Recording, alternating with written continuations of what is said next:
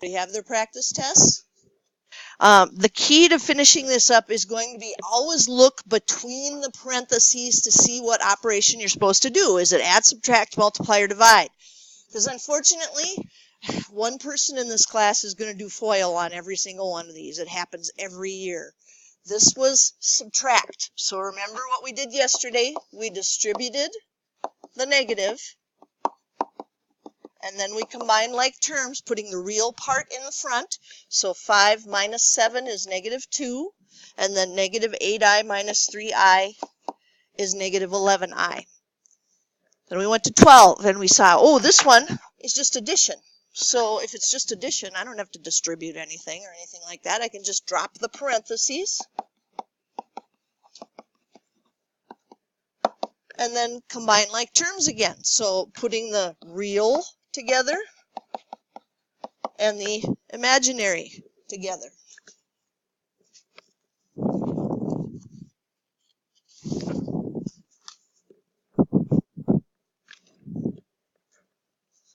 All right, so I would expect one addition problem, one subtraction problem, one multiplication problem, maybe 2 of the division problems, just because division is a little more involved. So now look at 13. Do you see anything between those parentheses? So this is multiplication. And with that, we do FOIL, because we have a binomial, 2 terms times a binomial, and that's FOIL. So take this a little bit slower and carefully. First times first, 6 times 3 is 18. Outside times outside, plus 30i. Inside times inside, minus 6i.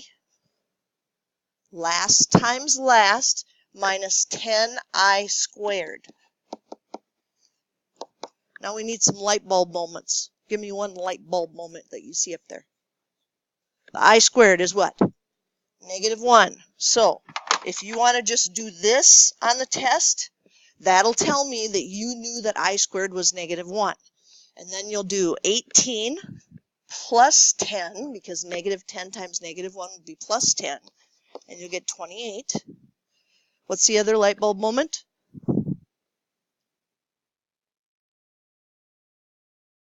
The two i's can go together, right? I mean, usually when we do FOIL right away, we say, oh, the 2 middle ones can go together. So I squared is negative 1, and then putting those 2 middle terms together. That's in standard form. We see the real part, the imaginary part, and an I in the back. Alrighty. 14. No parentheses. This is division. Division with imaginaries is a little more complicated because this is a square root of negative 1 down there, and you can't leave square roots in the denominator. So we have to try and remember, what do I multiply by to get rid of i's in the denominator? The fancy name for it is the complex conjugate. Does anybody remember what that means in this problem? It's been too long? The first term and the last term stay the same, so we only focus on the denominator. I'm still going to have a 4 and a 5i, but I want to make sure that I don't get a middle term when I multiply this back together, because middle term means I'm still going to have I in my answer. So if this one has a minus, this one needs a plus. And we all know, whatever you do to the bottom of a fraction, you got to do to the top. Looks like so. Now, focus on the denominator first. We want to make absolutely certain we're not going to have any i's in that denominator. So you'll do first times first. 4 times 4 is 16. Then you'll do outside times outside and inside times inside, and hopefully your brain will go, oh my gosh, I know, I don't have to do those. One's a plus and one's a minus. So I'm not even going to write those down. Last times last, negative 25i squared. What sticks out to you in that? I squared is negative 1. So then that's going to make it 16 plus 25. And that's when you have a Yay me moment, because there's no I down there anymore. And that's what you had to do, was get rid of that. All right, now we just go back and carefully distribute that 7 through the parentheses and see if there's anything we can simplify. So 28 plus 35i, can't put those together. One has an I and one doesn't. Then we take a look and think 28, 35, and 41. Is there something we could take care of and pull out of all of those and cancel it out? Not a thing, huh? Okay. Now, I'm absolutely going to accept this as an answer on the test. The test used to say you had to have your answer in standard form. And remember, standard form means the real part is in front, then the imaginary part is in the back with the I in the very back. So when you get to college algebra, they're going to have you write it like this. Because that's really, truly considered standard form. But I'm going to take either one of those. As long as you have the I in the back, you'll be okay with me. Everybody all right? Okay, so now I'm really glad that I have a second one of these, because now you can help me out more since we talked through that one. All right, so take a look at 15. Need to know what I'm going to have to multiply by to get rid of that I business. What is it? 4 plus 3i.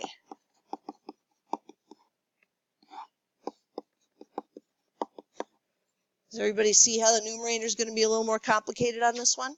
So probably a good idea to slap some parentheses up there so you don't forget about that. That has to be done with FOIL. But again, our focus is on the denominator. We want to make sure that doesn't come out to be anything that has an I in it. So first times first is 16. Maybe you accidentally do outside times outside and inside times inside, and then you go, oh my gosh, those two are going to cancel each other out, so you don't even have to do it if you notice that. And then minus 9i squared. Light bulb moment.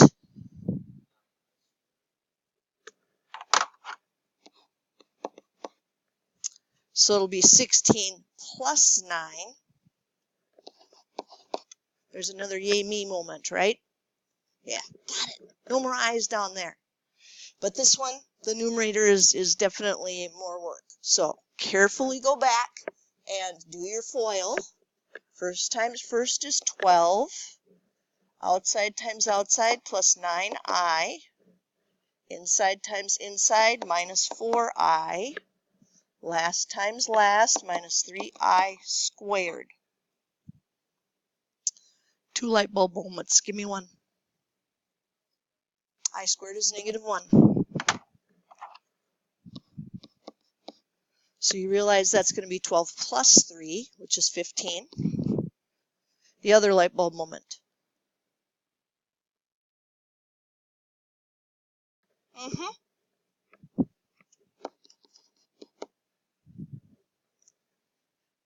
Take a look at it. Anything we could do to simplify that? Oh, 5's everywhere, right? Okay, so let's factor a 5 out of the top.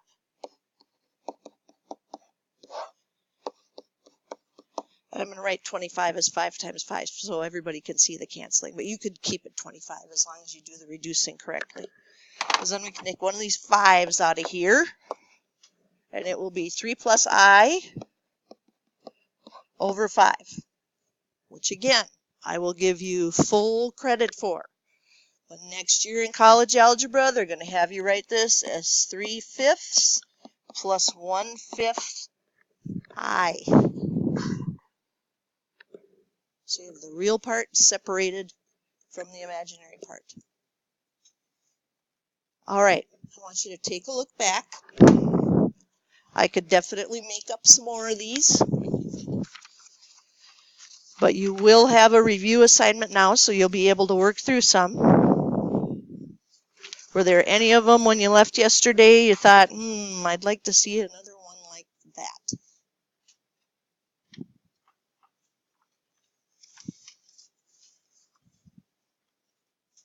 Eric.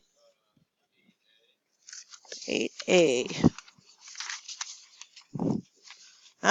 Word problem. So you're definitely going to be given, some kind of formula. I'll just change it up a little bit. And then you'll just be answering whether or not, Susie or Jimmy or whoever can throw the ball a certain height. So will the ball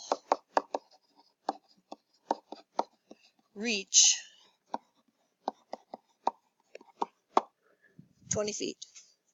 Which is a yes or no. So you already have a 50-50 chance, but you should have better than that, because remember, if we do b squared minus 4ac and it comes out to be positive, it's going to have two real answers. If it comes out to be 0, it's going to have one real answer. But if it comes out to be negative, then they're imaginary, and then we don't get a real answer, and we have to put no. So where does 20 feet go? Height or time? Height. So it's going to go over here.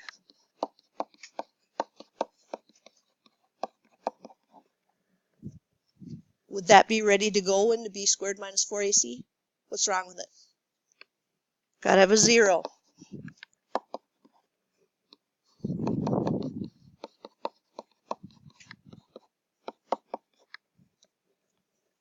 Now is it ready? Okay, so you'd write down A, B, and C and put it in b squared minus 4ac.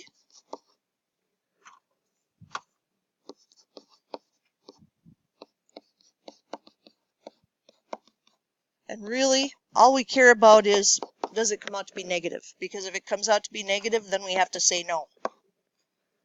But we might as well do the math with the calculator anyway. Take a peek and see what happens. So 40 squared minus parentheses 4 times negative 16 times negative 14. 704. So did it make it? In fact, it's going to hit it on the way up and hit it on the way down, because this is positive, and when it's positive, that means it has two real solutions. So our main answer to the question is yes, but without any of this math to back it up, you'd be in trouble. Yeah, I know this is different numbers. I wanted to make one up that was a little bit different. Any others you thought of? You know what? Then you just need some time to practice. So I'm going to get you the review assignment and a candy partner, so you're working with somebody a little bit different this time.